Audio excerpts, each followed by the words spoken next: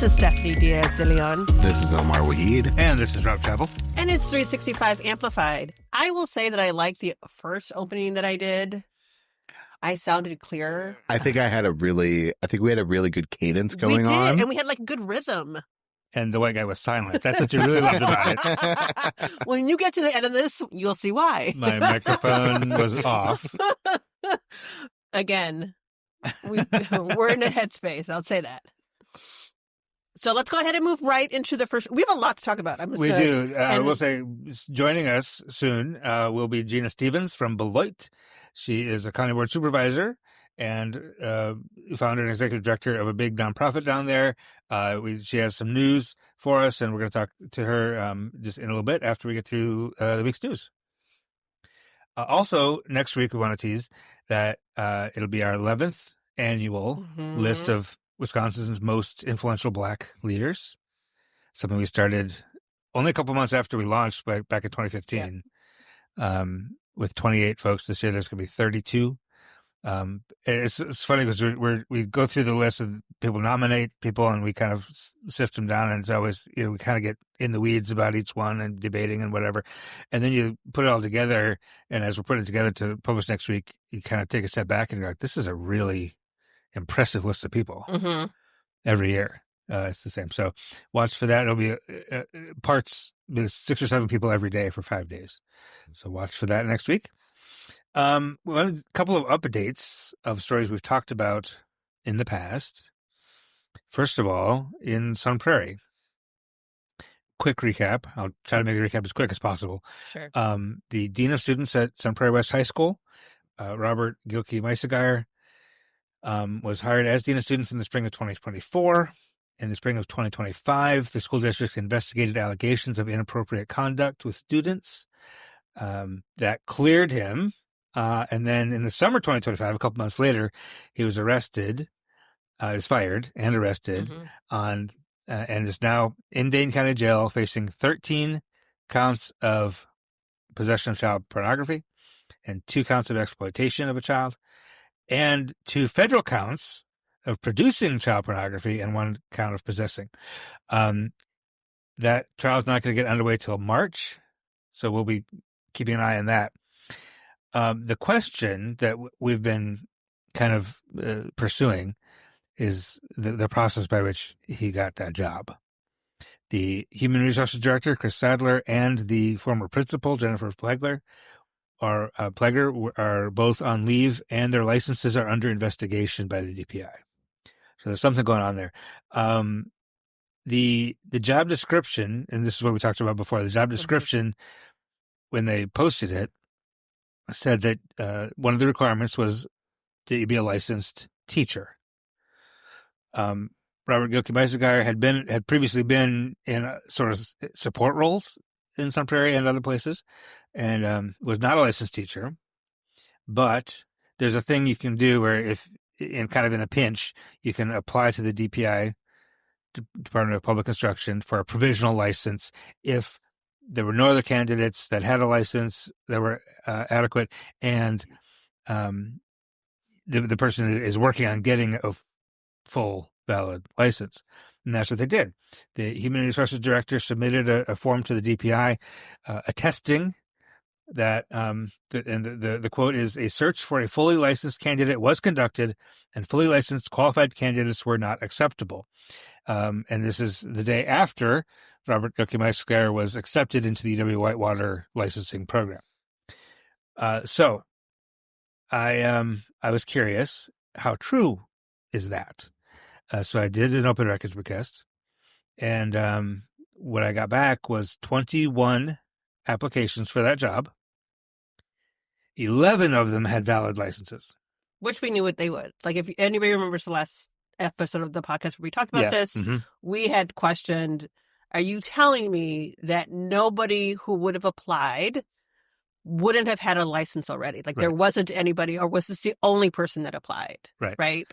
And of course, they did post the job. Because they have to. As a state entity, as for a state role / job at a public school, it needed to be posted publicly.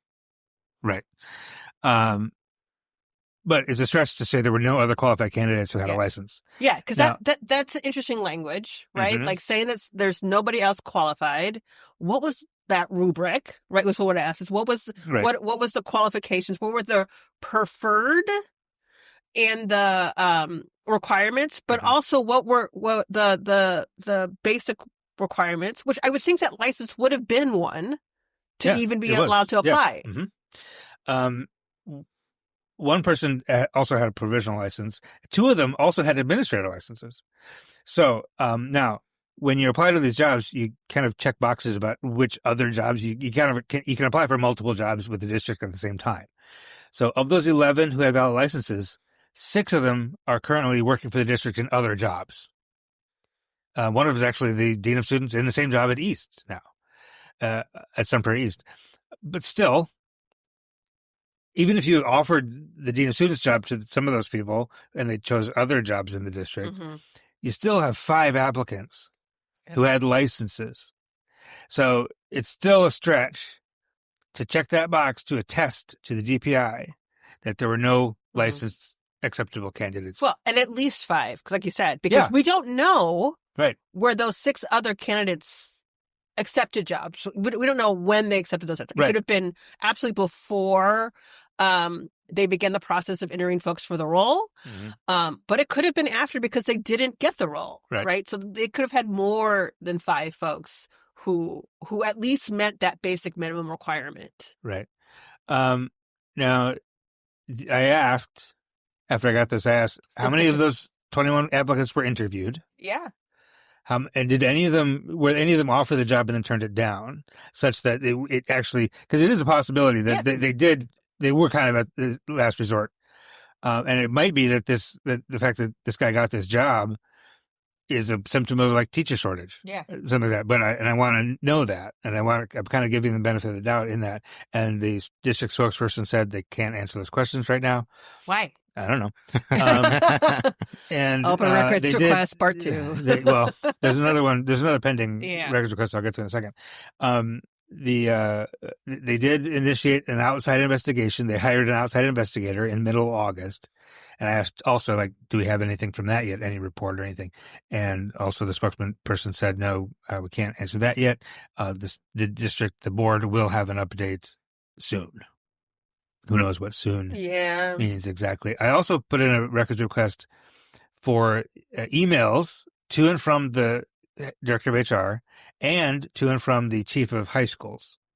I'm told that the chief of high schools was not involved, would not have been involved with this hire, but I just want to verify that. Yeah. So I basically asked for any emails to or from either of them looking with his name in it. And what they told me is there are 703 emails that would satisfy. And this is between January and June 2024, which is the period that he was hired. And they told me it'll take 9 hours to read and redact all those emails, which that makes sense. Yeah, absolutely. That feels right. They also told me it's going to cost $104 per hour.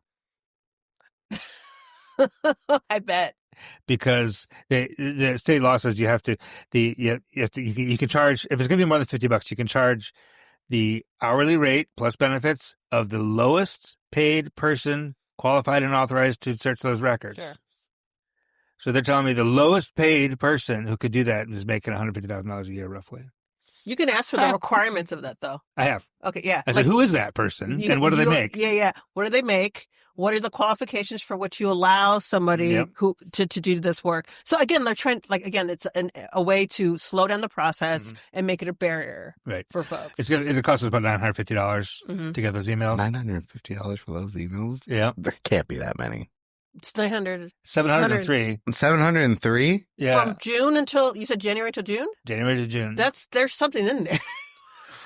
That's too many emails for 6 months. Like, look. 713 emails, though? That's a lot. Yeah. That's 703. But like you have to read and redact them because it's there's school. Personal. It's HR information. There might be HR information. There might be students' names in there. Absolutely. There's not a question whatsoever for why they have to do 100% they have to do that, but to charge $100 an hour to do it is a bit much. We'll see what they say. Yeah. If anybody wants to donate $900 to do that, please do. Know. MadisonStreet65.org/donate. Anybody in Sun Prairie? Any families in Sun Prairie? So anyway, that you just as nosy as we are? Let us know. Yeah, I'm only talking about this because we're to let everybody know we're staying on top of it. We haven't forgotten it. Yeah. A lot of times, institutions, government agencies, kind of hope these go away, and we're not going to let this go away. Yeah. Because there's a perpetual issue that's been going on in that space, in that place for community and for students and folks and parents for a while now. Yeah. Well, Omar, you went to the meeting, right? To the annual district meeting where they passed the no confidence vote in the administrator. Yeah. They wanted to get rid of the whole superintendent. Did they? I don't think they did. No. I think I would have saw that. Yeah. But no. Things are happening there. They don't want to be clear about it, and they're definitely not going to waive the fee for those records. No. And I also wanted to encourage people that the process for which we are asking for those emails is a process that you too can do. Open records requests. They can. They can. Absolutely. Sun Prairie has not been very cooperative with parents doing that, though. Yeah. Well, that's, Sun Prairie has a responsibility as being part of a service for folks in that community, in that city. They are public servants. That is their work and their role. If community is asking for those open records, that is something that they're supposed to give a reasonable timeline for and process that request in the same way that they're trying to, process it for us, as best they can. But, you can ask questions absolutely in an open records request. You do have to be specific about it. And there are plenty of things that will help you out there figure out how to do that. But they should be adhering to those open record requests from parents just as much as they should be doing for any reporter or agency. Yep. The other story that we're not letting go, because we let nothing go. Maybe we should at some point, but is the ongoing saga with urban triage and Dane County audit human services and their audits and things. And just to recap real quickly, Channel 3000 published a story a couple of months ago. Basically said that in order to administer a large federal contract for rental assistance managing $27 million, Urban Triage was allocated $3.4 million in administrative costs to administer that program for 2.5 years, from August 2021 through the end of 2023. Mm-hmm. And Channel 3000 reporter Jason Cuevas, digital content editor Jason Cuevas, reported that one thing said they spent $3.4 million. One thing said they spent $3.2 million. So obviously Urban Triage stole $200,000. That was just wrong on its face. It took me about 2 minutes to figure out that it was $3.4 million budgeted and $3.2 million spent. So they basically, the worst thing is that they came in $200,000 under budget. Mm-hmm. So once I pointed that out, they retracted that story, didn't admit the error, but retracted it nonetheless, and did a new story, which is only marginally less wrong, mm-hmm. in that they quoted Nino Amato, who's been a longtime critic of Urban Triage, calling for a forensic audit, whatever the hell that is, because what he was saying is they allocated $3.4 million, only spent $3.2 million, so now there's $200,000 missing. Isn't an audit already forensic?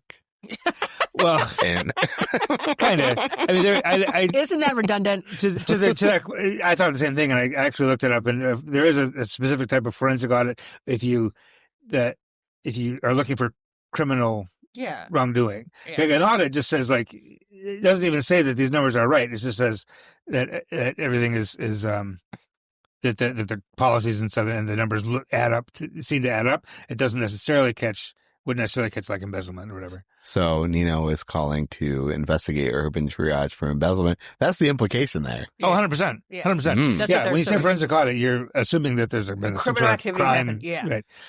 So that second story, basically, it still says that there's $200,000 missing, which is not true because it's a reimbursable grant, which means Urban Triage only gets money from the county after they've spent money. Yes. So basically, now the biggest question to me still is, I was looking through all this stuff, and they submit these expense reports at the end of the year, and they have audited financials, which they have to submit, like their whole books, not just this program, but their entire financial picture to the county, because this is federal money. So you have to make sure that these organizations are well run, basically. And that they're healthy, and like they're financially healthy. Yes. And it looked to me like those, the three reports were distinct for each year. So it looked to me like they spent about $490,000 in the first year, just the August through the end of 2021, and then about $750,000 in all of 2022, and then just over $2 million in 2023, which would add up to $3.2 million that they spent. The county is telling me that's wrong, that the third and final expense report covers the entire period of the grant, 2.5 years. So what they're telling me is they only spent $2 million over the course of that entire contract, which puts them $1.3 million under budget, which seems high to me. And the reason I thought that is because each individual annual audit matches the individual year's expenditures on the expense report.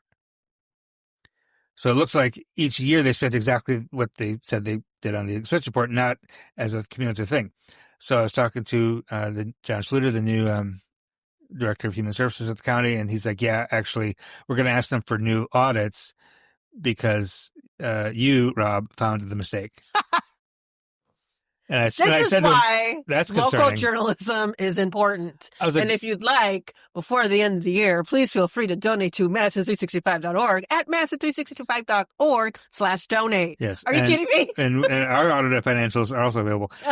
Wait, are you kidding me that they were just like, hey, actually, yeah. That question was valid and also found an inaccuracy in how we were processing these. Well, and what they're telling me is that the urban triage audits were wrong.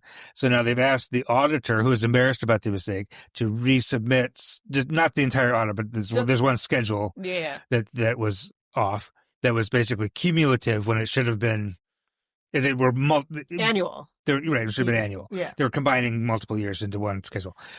And so they even use less money, is possible. Yeah. Probably. What they're telling me is what I feel like, and what Jason Cuevas initially reported, was that the $200,000 under budget. Yeah. What they're telling me is that urban triage was $1.3 million under budget, like 41% under budget, which is possible, I suppose. Seems a bit high, but it's possible. So they're looking at it. and to in their defense, they're managing hundreds of contracts, tens of millions of dollars at a time. So to miss that thing, they recognize. Okay, but also, like, this random reporter who hasn't taken a math class since 1992 found that mistake, and you didn't. Like, that's. Oh, you're talking about yourself? You're like concerning. You haven't taken a math class since 92? I have not. Wow.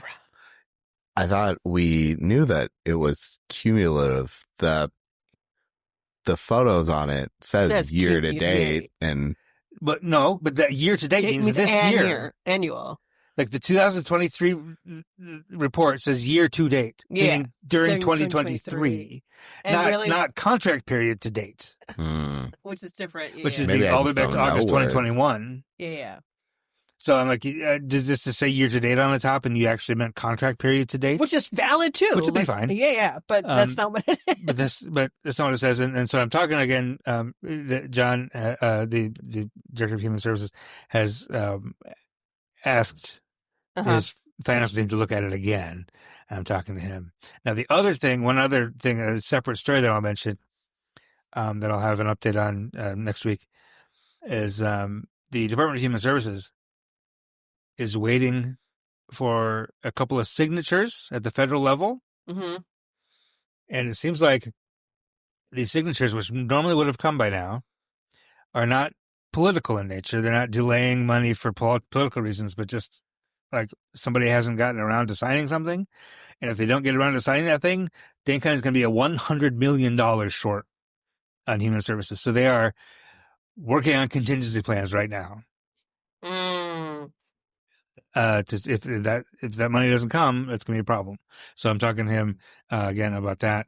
like what exactly would county not be able to do if they don't get those federal signatures. Yeah. So that's our update on Dane County and Urban Triage. Let's talk about better news.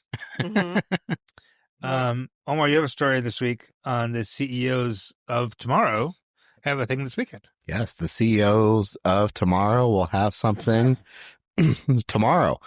It's my favorite running joke. They are hosting their biannual pitch and launch. They hold 2 every year, one in the spring and one in the winter, where a group of students across Dane County have been working on their own business for the past 9 weeks. They spent that time gearing up, learning what to do, figuring out a product, figuring out how to launch it. And this Saturday, they are going to pitch for the chance to win some funds to continue their business. It's pretty exciting. He didn't tell me all the businesses that are going on or even the names, but there's 5 students.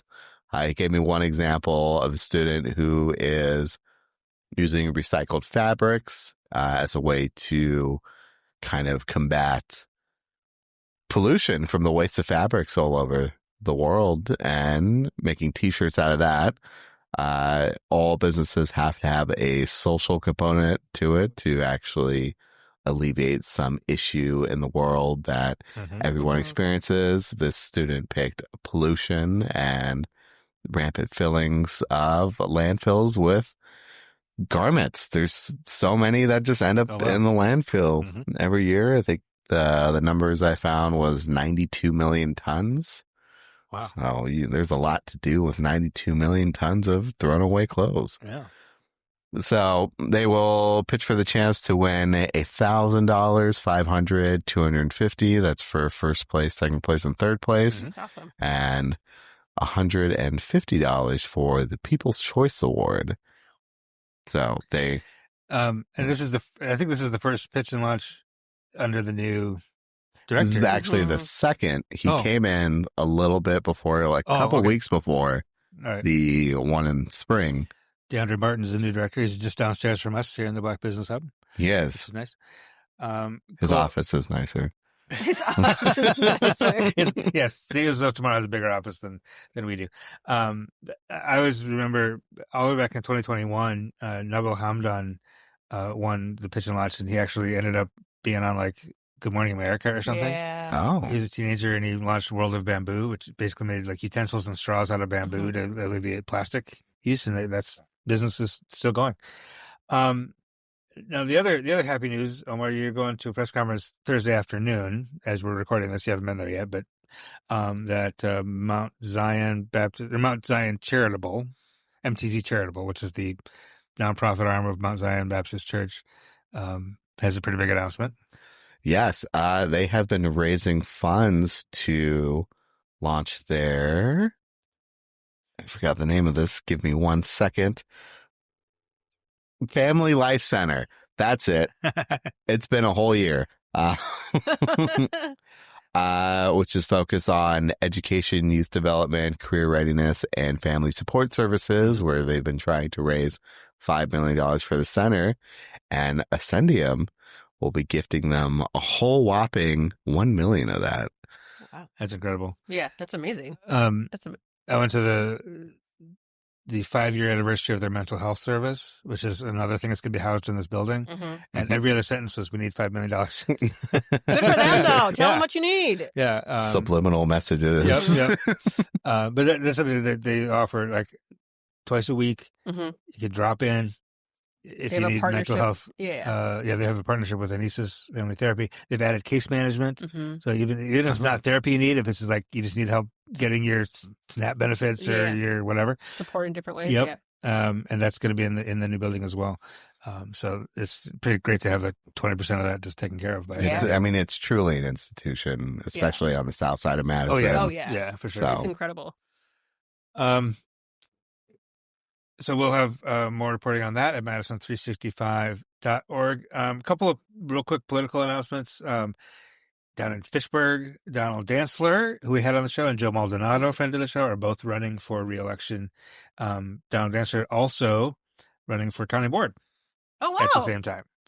And that's just a lot. Now, as we're sitting here, got an email from Carmela Glenn that she's running again for Common Council.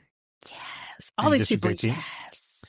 Yes. So a lot's happening in the political sphere. She's lucky I moved out on the north side. Because you would have run against Carmela? It would have been a steep competition. You say these names, and I want to remind people that those names actually will probably end up on the podcast soon. Oh, yeah. We'll get Carmela. Where they will address my comments. And maybe we'll see a fight. Probably not, though. Omar will be like, I concede. I instigate. Yeah, you don't actually fight. You just instigate and run. They're going to beat me up, but they're going to have a real bad day after. One final sports note, maybe a couple final sports notes. First of all, it's never just one. I know. The USA women's hockey team beat Canada 10-4. And I mentioned that only because Layla Edwards, University of Wisconsin player, had an assist. And Kristen Sims, also from the University of Wisconsin, scored the 9th of the Team USA's goals. And also in other women's sports, the women's soccer team that's coming to Madison, the USLW League team, hired a goalkeeper coach, William Bonahene, who's the goalkeeper of the Milwaukee Wave, and also coaches goalkeepers at a couple of clubs over in Milwaukee. So now they've got a head coach and a technical director, assistant coach, Tenzin Rampa, and the goalkeeper coach it's cool that this like college level soccer team, they're hiring a full coaching staff, which is pretty great to see. And I'm super excited because they are announcing the name and crest and colors and everything of the team tonight at the Sylvie. I'm so excited. Tonight? Yeah. Or Friday night. Friday night, which is tonight as you're listening to this. Yeah. Sorry, I just realized. It's like, wait. We never can figure that out. I know. Well, before he said at the time of this recording. Yes, right. And right. now he's like, tonight. I'm like, wait, are we going future time? I'm so confused. So that's exciting. I'm going to buy a scarf. This is where I find out we're about spending money on scarves again. Yep. Do you know how many scarves you have? They're all over the house. Your hats. This is the other thing about Rob that I don't understand. Why you got so many shoes? You got so many shoes. For different occasions. A lot of shoes. No, but they many last longer if you can rotate them. He has 2 or 3 different pairs of slippers. Why you need so many slippers for every floor? Because I lose them. No, you do not. Take them off, they get under something, and then I go, well, she knows where they are. Yeah, because they're all over the house. They're not where they're supposed to be. There's one set in the bathroom. There's one behind the front door. There's one set in your room. And we have a shoe rack just for Rob. The downstairs shoe rack is just yours. Yeah. And there are no shoes in there. Actually downsized my shoe collection. Did you? I did. Wow. Was that It was pretty hard. Yeah, is that hard? To decide what you're keeping and what you're not? I have some collectible things I of course don't wear. Yeah. Resold them. Oh, did you? Well, at least you made some cash. I finally did, though, put up some... Rob cannot put up cash as he wears down his shoes. He just used to throw them away. Yeah. No, he doesn't. No. But I did put up some, rock hanging things for my scarves. Oh, yeah. The soccer scarf collection is organized and displayed nicely. Except they're not, though, because you have too many scarves. Do you know how you gave me some smack about my earrings and the layers that we did? Fair. You have so many scarves that they're not up there. You have to hang them in other places. There's a couple. Not a couple. There's 7. Does he have an infinity scarf? Just have to know. No, I don't. Oh my God, everybody! A holiday gift for Rob, something he's never had. Do they make infinity scarves? The little Ford Madison folks? I don't think so. Oh, they should. You should give them a product idea and ask for 10% of the proceeds. Yeah. Maybe 5. I have 9 or 10 Ford Madison scarves. I bet you can make those into an infinity scarf yourself. If somebody has talent out there. I know how to sew. Do you really? Okay, I do. Oh, you know who else does? Our younger boy knows how to sew. We should make him sew it. Okay. He probably doesn't want to acknowledge that he knows how to sew anymore. And ruin his collectibles scarves. They're not that collectible. Some of them are, but the way that he cares for them usually aren't, because he throws them everywhere. Most of them are just regular game day summer scarves, which is. I feel like you should do a scarf dance. If you have that many scarves, I expect some entertainment. He has a very warm neck.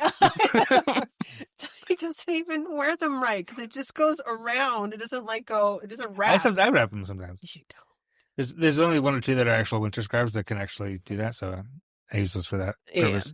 This is a long conversation about scarves. Yep. And how they're all over my house. I've never owned a scarf. Neither have I. How do we feel about that? Yeah, I've never owned a scarf. Look at the two diametric. I don't want to be choked. I gotta do some research. I'm not even sure how scarves became a thing for soccer. We don't actually have to research that, though. Okay, I'm going to, though. Well, we will discuss next week on Rob's 15 minutes. All right, we're going to take a break, and we'll come back. Genia Stevens will be here, and a little bit later, the etymology of sincere. Oh, no.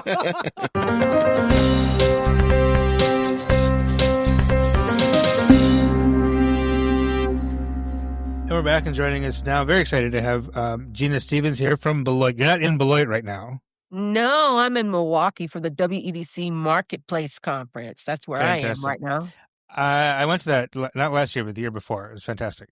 But we appreciate you stepping out of the conference for a few minutes to chat with us about what's happening in Beloit and in Rock County. We learned this week, or you announced this week, I don't know when you decided, but you announced this week that you're not going to run for another term on county board. No. You were appointed in 21, right? And then ran again in 24? Or did you have to run again in 22? Well, first of all, I want to thank you for having me, Rob. I always want to do that. Sure. So I was appointed in 2021 and then decided to, I wanted to stay on county board, so I had to run for election in 2022. And again in 24, right? And again in 24, yes. Right. And the 24 result, you ended up in court for a while. Yes, right? I ended up in court for a while. I think I'm still in court, actually. I'm pretty sure I'm still in court. You're pretty sure it's still dragging it out. It was like a sort of a mega style. Wisconsin. Yeah. Exactly. It was like the Wisconsin version. Mm-hmm. Yeah, of Stop the Steal or whatever. Yeah. Right. So, but you decided to hang it up. Is it in terms of county board at least? What was the thinking behind that? Actually, I decided about 6 months ago. I started thinking about it about 6 months ago as I was deciding what to do with Rock County JumpStart. So Gotcha. I was thinking about expanding Rock County JumpStart, really growing Rock County JumpStart, and moving into 3 more counties. And currently, Rock County JumpStart is fiscally sponsored by Center for Community Stewardship, and we've been getting encouraged for several years now to break off into our own independent nonprofit. And I thought, well, if we're going to expand into additional counties, now is the time to do that.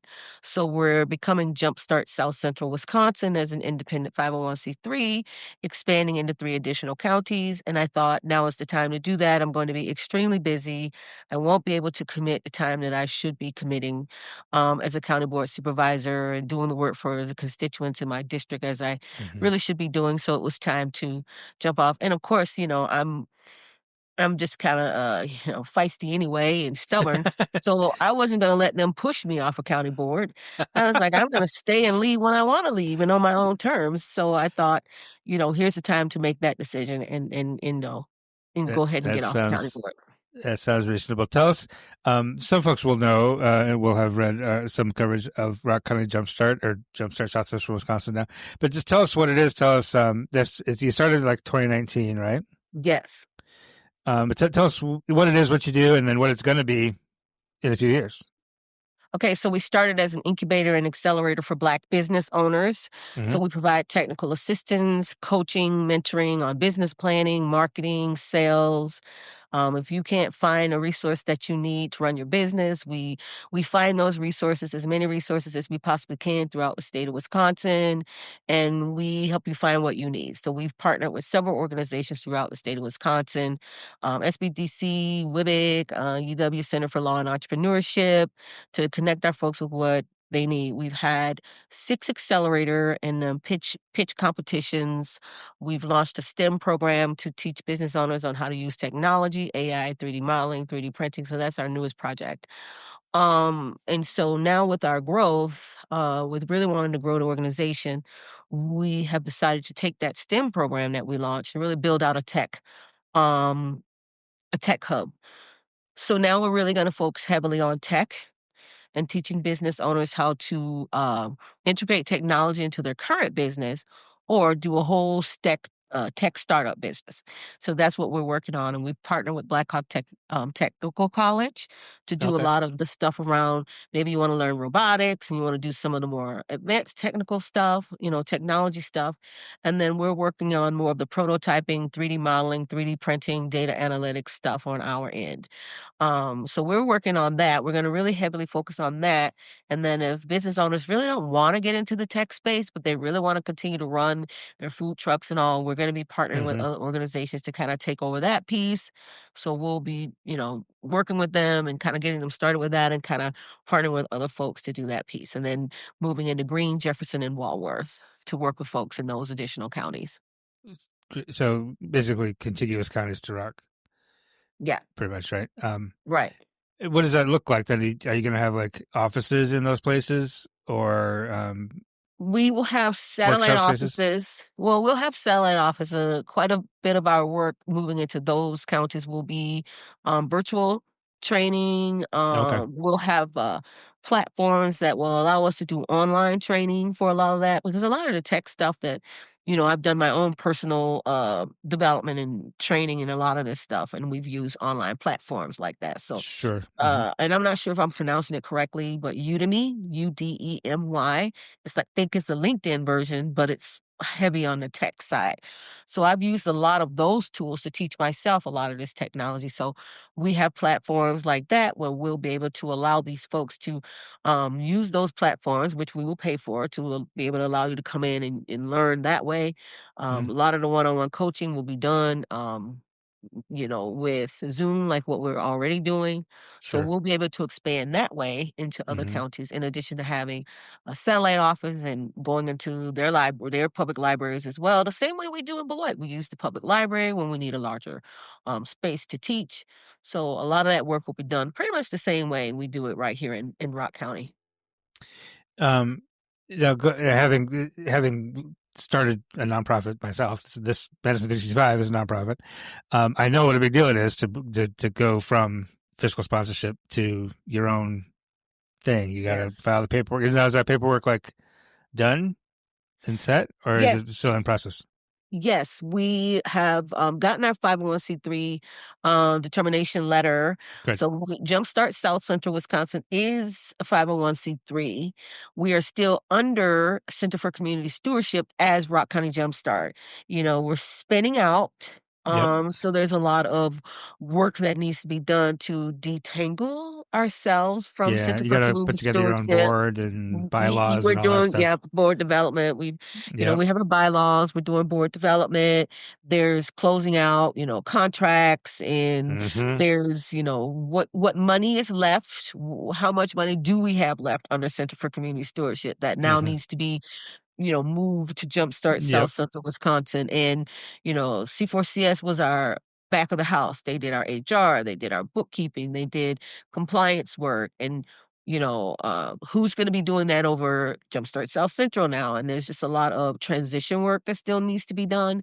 We're in the process of that. We hope the full transition will be done by February, March. And I'm calling it, think of it as you're moving out of one house to another, right? It's slow. So you've moved all the furniture, right? Now you've got to pack up the kitchen, and now you've packed up the kitchen, you got to pack up each room. And then when are you going to finally shut off the lights over here and hand the keys over? And now you're fully moved into this house. So we hope to be finally moved into our new house by March, and the lights are shut up over here, and the light bill's out of our name over here, and everything. So that's what we're trying to figure out. When is that finally all going to be done? That's what we're trying to figure out. It's a lot, but it is. I mean, I think that you have to call it a success story, like to become your own thing and to launch and to just grow like that.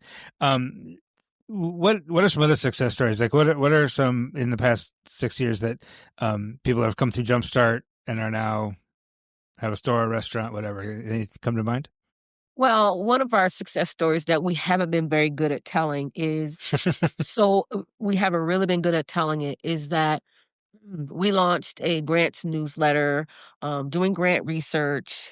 We have a team member who does grant research for us every week, and we sent out a grants newsletter, which is something we actually got from Collaboration for Good.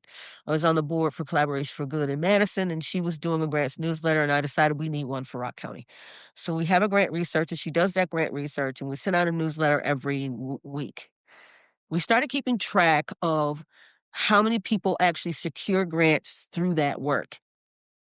And because we open it up to the whole county, not just our business owners and not just people we work with.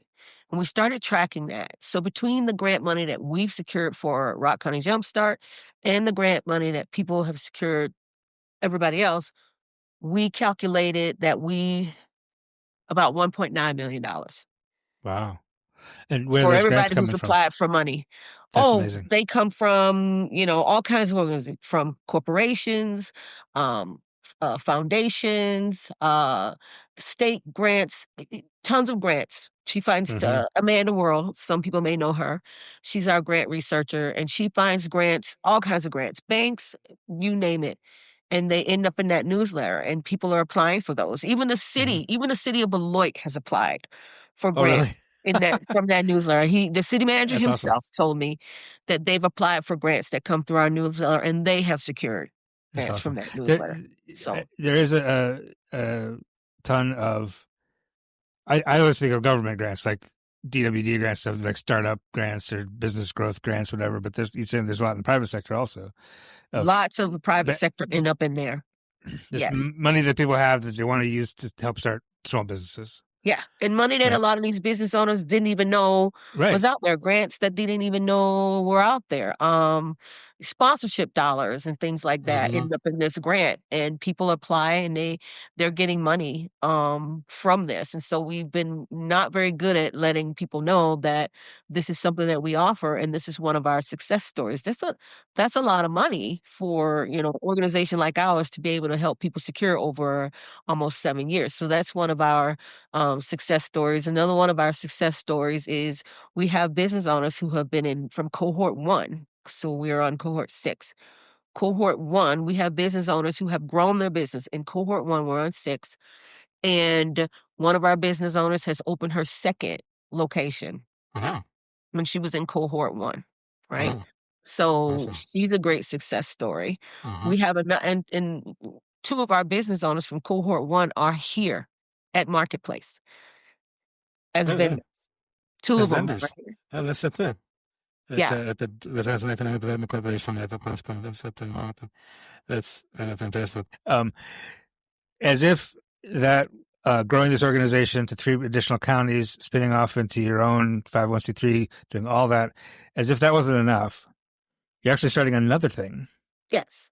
At the same time. Tell us about that. Another nonprofit? I kind of feel like they're not at the same time because I know that sounds like when do you sleep kind of a situation. Because JumpStart South Central Wisconsin is a continuation of Rock County JumpStart. Right. The new organization is called Civic Leadership Alliance. And Civic Leadership Alliance is kind of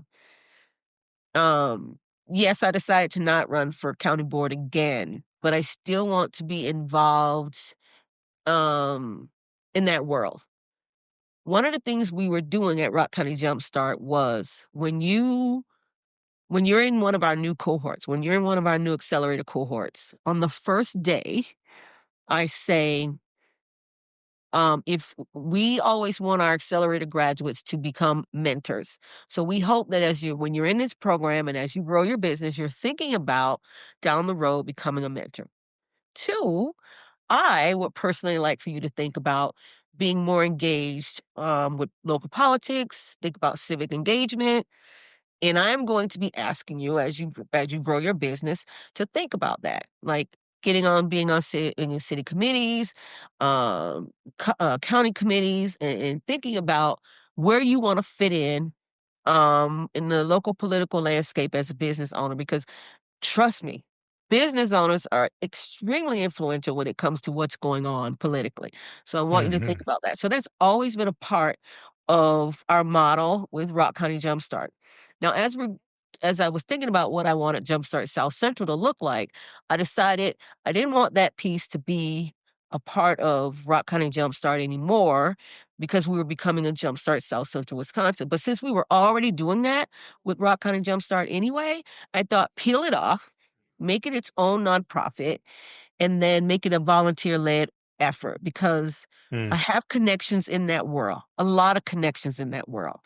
It's going to be fairly easy to get people to volunteer, to do workshops, to come and talk to people, to train people. And it's very easy to record. All of these meetings are recorded. All these committee meetings are recorded. All these board meetings and school board meetings and city council meetings and county board meetings are recorded. Even if we just show a meeting, and we look at a recorded city council meeting and we all pause it and say, okay, this is how they voted. This was the debate. How do you feel about that debate? Do you think it was really a debate? What questions should... Come on now. Like, do you really honestly feel like that was a debate, or did it look like they came to the meeting with a decision made already, right? Because right? What questions would you have asked? So what you're doing, what I feel like we would be doing, is really training these folks on, what does it look like to really be truly involved in the process, and teaching them that government is run from the committee level. Decisions really are made at the committee level. Yeah. And then then there's the next step. And then teaching them that. Because once you become an elected official, you're going to sit on committees, and those decisions can get killed. The decisions can get killed at the committee level. And they may not ever make it to the floor, right? Right. Because a chair can kill it, because the chair decides whether it even gets on the agenda. And a lot of the people in our community don't even know these things. So that is what I would like to do. And what I've learned about myself since doing this work in the last 7 years is I am far more passionate about developing leaders than I am about being a county board supervisor. I am far more passionate about developing business leaders and developing political leaders and developing people to mentor others. That is where my passion lies. And that is what I would really rather be doing than sitting on county board. Yeah. And now you're basically putting sort of two separate but sort of adjacent parallel things. So one for the business leaders, one for the political leaders, and maybe inspiring people just to know more about the process, to be more engaged, to show up and maybe at the public comments periods or whatever. But also maybe even like throw your hat in and run for office, right? Yes. I mean, Yes. And definitely get on these committees. Get on these committees, learn more about what's going on. And then from there, do you want to run for office? Right. You may not even need to run for office. You may just need to be more engaged. Yeah. And then know what's going on at the committee level, because honestly, government runs right. committees. Well, and to be clear, there's tons. Every city, every county has a ton of committees and boards and stuff that are appointed that aren't necessarily elected. That you just apply, and the mayor puts you on the water committee or the parks committee or whatever.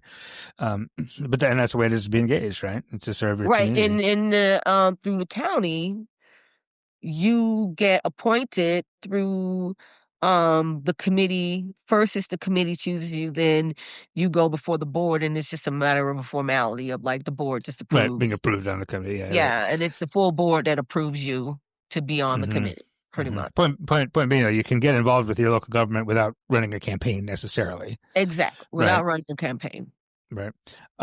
Looking back though on your time at county board, what would you say that in the little more than the 4 years that you were on, what did you learn that you're bringing now to this expanded and new organizations? Oh boy, I learned other than it all happens at the committee level. I mean, that's well, the other thing I learned is that there's a lot. When I was asked to apply for the appointment, I thought, no, absolutely not. And I said, do you know how many times people have asked me to run for office in the last 20 years? Absolutely not. And then I thought, you know what, Gina, you're running this organization and there's a lot you don't know. And you don't even know what you don't know. And so when I got on county board, I learned that a lot of the decisions that are made, that by the time the community hears about it, that's been something that's been talked about for a long time. And by the time the community hears about it, we're late in the game. Yeah. Right? That's one thing that I learned. Going back to the whole committee conversation, right? Right. Yeah. So that's one thing I learned, is that there's a lot going on. The other thing that I learned, especially on the county level, which I thought was it just blew my mind, is that community members can write resolutions. No, I had no idea. All you need to do is get a county board member to sponsor it and to help you write it. So if you see something in your community that you would like changed, if you have a great relationship with a county board supervisor, you go to that county board supervisor and you say, okay, here's what I'm thinking about. And they can help you author it. They just have to be the person to put their name on it. It has to be a county board supervisor. I learned how much power the community actually has that they don't know they have. Right? So those were two big things I learned. I also learned who really has the power in the county. And who's There's that? a lot that staff.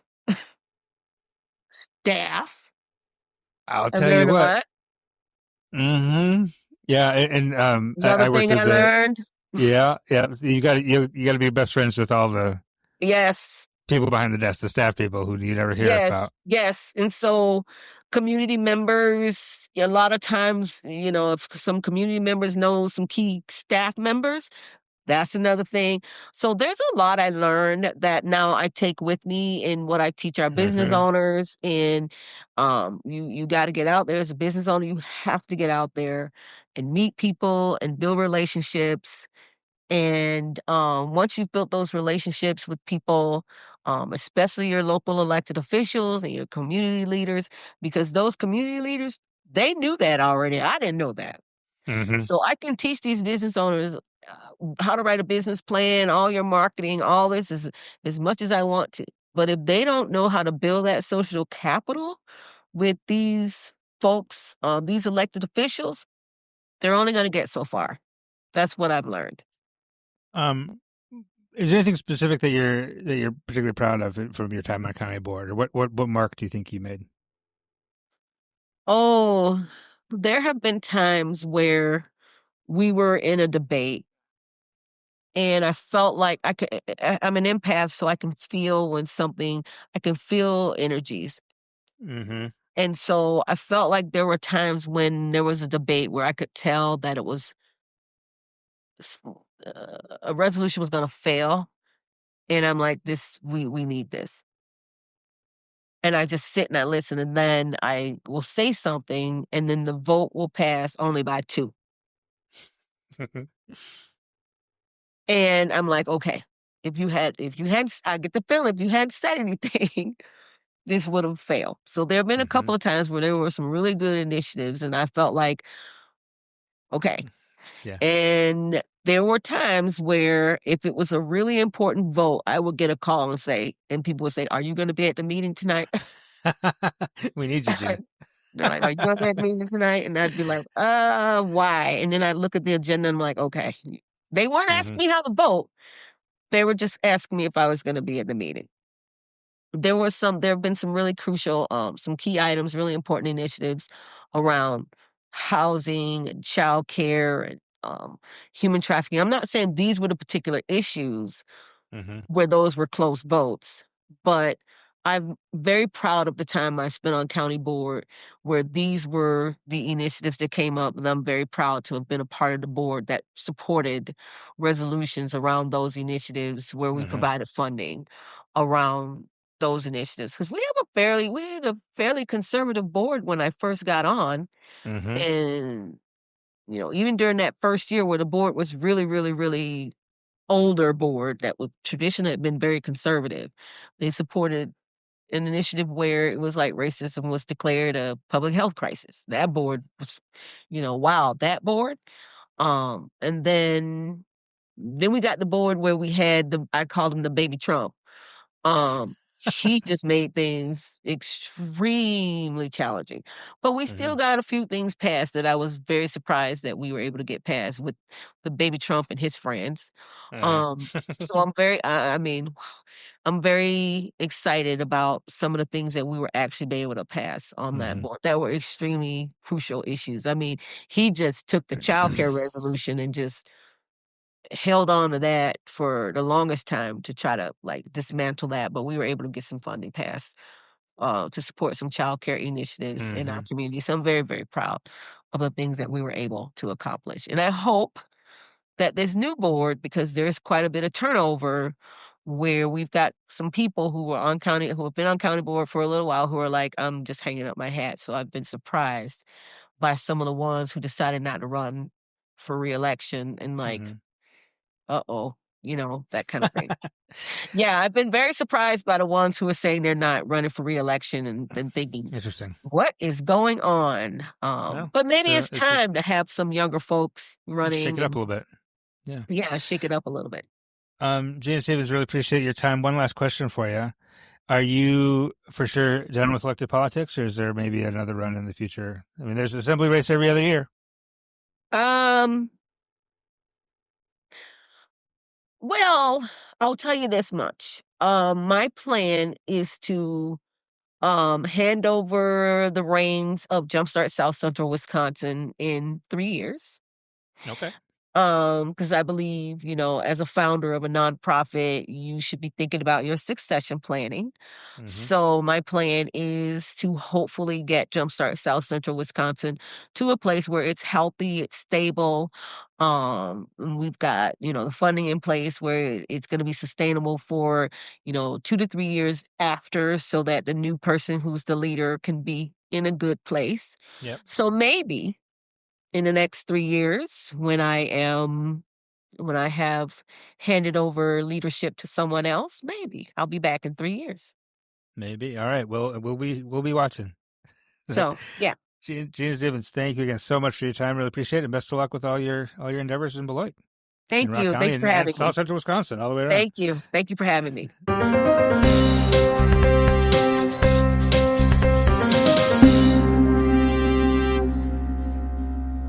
And we're back. Thank you again to Genia Stevens for that interview. That was a great interview, and excited to see how she continues to grow in the ways that she's growing and have that impact within her community and across very, very many counties within the state of Wisconsin. I swear she's a force, and it's interesting to me. Like, I understand why she doesn't want to run again. I understand why that she has to move forward in a different way and make space for others to come through, because she's grown in so many different ways. But it's also but she's not gonna be there in that space anymore in that way. But it's cool to hear that she's going to be supporting other folks who want to run and such like that too, and give their not just support financially, but support and with her experience in so many different ways and such. But so let's get to Sincere first. Okay. Because I feel like Rob is itching to talk about it. We did tease it last week. We did. And we did promise, but we did also say you would have to send money for our opinions on etymology. Yeah. But, we'll give you a teaser. A teaser, yeah. There's more to this, but sincere, it comes from the Latin, and it comes from it's sincerus, but that word comes from two other words, sine, meaning without, cera, meaning wax. Because in the ancient Roman Empire, especially in sculpted goods, they would be the cheaper ones. Flaws would be corrected or fixed with wax. So if something that you bought was without wax, that means it was fully genuine and higher quality. So I'm selling this sculpture to you, sine cera, meaning without wax. And that became, over the course of time, as language evolves, that became one word, sincerus, which then became sincere in English. So if you do want to be annoying and start your own language trends, instead of saying I'm sincere, you can say, no wax. Or not. Do you know what? You don't maybe just either use, or. I said if you want to be annoying. I think I'm going to adopt that. That's a great idea. I don't think it's a great idea for you to do that. You're welcome. Feel like it was instead of 100 or instead of This is why you're no wax. This is why I'm going to start calling you Cloud Dancer. This is why. Okay. And that leads to maybe not the question of the week, but at least the conversation for this to wrap up this week. Because I said, well, maybe there's the question is, knowing what the Pantone color of the year is, what item do you feel like should be in that color? Oh, that's should always be in that color. Item. Mm-hmm. Knowing what the color is. Can you describe what the color? No, I refuse to acknowledge what that color is. I'll do it. Because, and by the way, there are. You may be harmed in this conversation, the way that maybe Omar and I have been. So I am just learning that Pantone does this every year, which is surprising to me. But next year's color, the color of 2026 is white. But specifically, they're calling it Cloud Dancer. Yes, it's Pantone 11-4201, if you want to look it up. And but you don't have to, because you know what it is? It's white. Yeah. Just white. Yep. And the description is in their reasoning, they're kind of saying the whole reason they do this is to put together color and culture and how these things, design aesthetics work in the culture, and it's kind of like it's their pitch is that this is tranquil and serene, and they did mention the word cleanliness, which is problematic. Yeah. And that in a world that's stressful and difficult, maybe some serenity is what we need, and it's neutral, and that's what everybody wants right now, is to be neutral. Who wants to be neutral in this world right now? Gray is also a neutral color. I mean, so is brown. Yeah, Brown's neutral. It's just another, and then to call it Cloud Dancer is also a choice. So I'm like, I'm getting micro and macro guests in one sentence. It's my new favorite thing to call people. And so now I'm going to call everybody a Cloud Dancer if you're white. And you pissed me off. Or I think it's a pretty good alternative for Space Cadet. It's. So you're asking what items should always be Cloud Dancer color? Yes. Oh, in the color. In the color of Cloud Dancer. Well, clouds. Eggs. Eggs. Isn't it kind of an off-white? Isn't that what their other thing too is too? Yeah, it's not. And by the way, this is the first time ever since they started doing this, which they haven't been doing it very long, from what I understand. It's the first time ever they've ever chosen a shade of white. Yeah. I bet you chose it for a very specific reason, whether you mean to or not. Like, that's the thing that's so pervasive about all of this, is that they didn't even think it might be controversial or there would be anything problematic. Because they say that part of the reason or how they choose this is based on what is going on in the macro culture. And then when folks pointed out how this is problematic, they said, oh, but no, that's not what we mean by it. We're saying, what we're saying is this is like a blank canvas. I'm like, I bet that's exactly what you meant. We know what you meant by it. A calming influence in society, rediscovering the value of quiet reflection is another thing they said about it. So what do we think? What should always be Cloud Dancer in color? Bleach. Bleach. I can't even say eggs, because like good organic eggs are more like darker brown. Yeah. And they are better. Yeah. And they're better. So, Huh. It's a tough question. Huh. Yeah, I don't know. Alternatively, for next year, I am proposing a specific shade of green that is popular within the Black community. You'll know the exact shade I'm talking about. I'm wearing it right now. I like that It's green. not quite olive. It's not quite dark green. It's like a shade in between. It's not like a formal name for it, but maybe Pantone can come up with a color name next year. Yeah, I would suggest the color that Pantone calls Crimson Passion, which is a bright red, because I feel like this is not time for neutrality or calm necessarily. It's sort of a red alert period of time. It could have been. It could have said something else. Yeah. I just think that, the language, they said that they wanted to reflect the language of color, right? That's what they were trying to capture. Yeah. How about you just be aware of language? Yeah. Because to use the name cloud, again, this is perpetual harm that is happening. I'm like, oh no, why do we have to do that?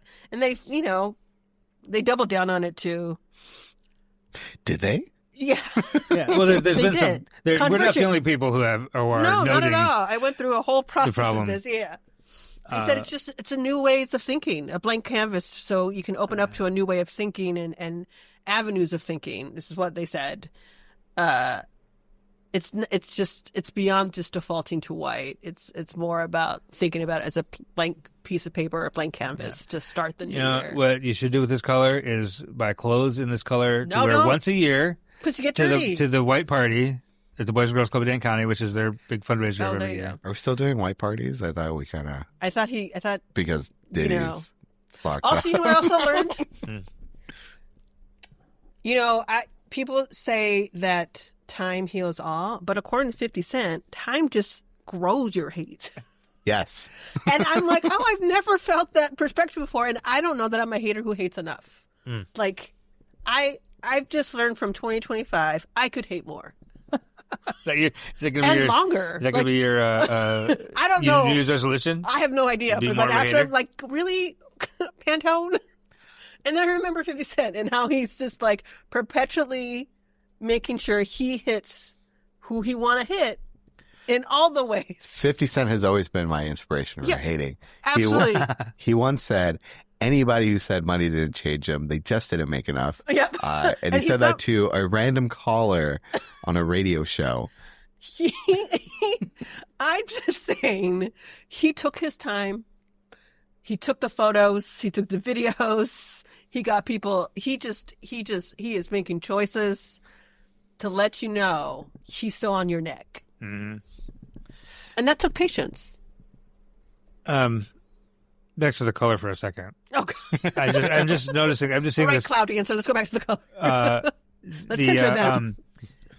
2 years ago, color was peach fuzz, which was, when they showed it like next to a black woman, because it was sort of like a darker tone like that.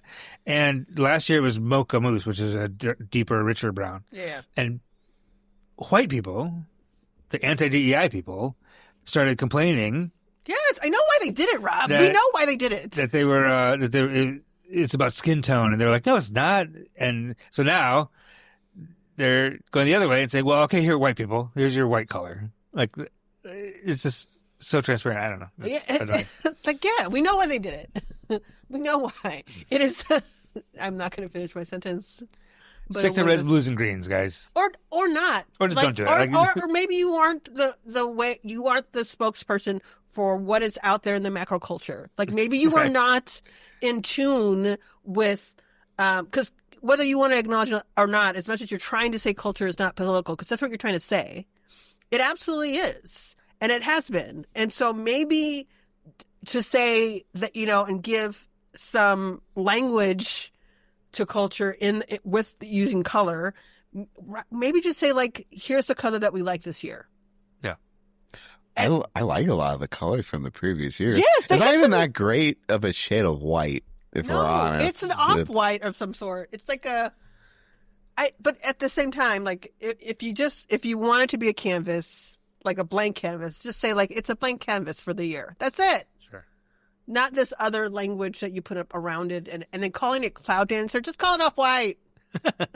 Just say off-white number 2. Yeah. That's it. You don't have to say more. And I don't know. And here's the thing. I would not choose an item because it would get so dirty. I don't want I was thinking about it. I was like, what item would I put? I'm like, I feel like I would get it dirty right shoes, away. No, it's so hard to keep. And I like white Yep. shoes. I think white shoes look great. Especially, but either way, like I worry about how they would, like, I have a pair of great white boots that I never wear. Because I'm so worried about them getting dirty and scuffed up. Yeah, right. So, like, maybe I don't even know. It's like thinking about, I could do some white earrings. I could do that. Okay. There you go. Yep. I do like their color from 2022. Very Prairie. It's a very nice shade of purple. Yeah, and it's actually, I remember It's a that. very calming shade. Yeah. They could have, like, just say, just, I don't know. It doesn't need to have that. If you're saying that you're trying to be part of culture or language of macroculture, which is an interesting word, macroculture, like, y'all could just say culture. You don't have to add the macro part. Yeah. AI. It's my theory. I know. You should say that. This is because of AI. This is AI's fault. AI picked white. It picked the odd language. And the name. No one came up with the name Cloud Dancer. That's not a human choice name. That's a robot. A robot who doesn't know about culture because it doesn't exist and actually participate in culture. Yeah. It just regurgitates it. We got to regulate it. That will be the next topic, maybe. Yeah. Probably not. We'll probably actually talk about the blacklist the entire time. Yeah. All right, folks. Have a great weekend. Talk to you soon. 365 Amplified is produced and edited by me, Rob Chappell, and is a production of 365 Media Foundation, a nonprofit, local, independent media organization in Madison, Wisconsin. Wherever you're listening to this right now, hit the subscribe or follow button to get new episodes every Friday. And between episodes, get your latest news at madison365.org and follow us on Blue Sky, Facebook, Instagram, LinkedIn, and Threads. Wherever you get your news, we'll be there.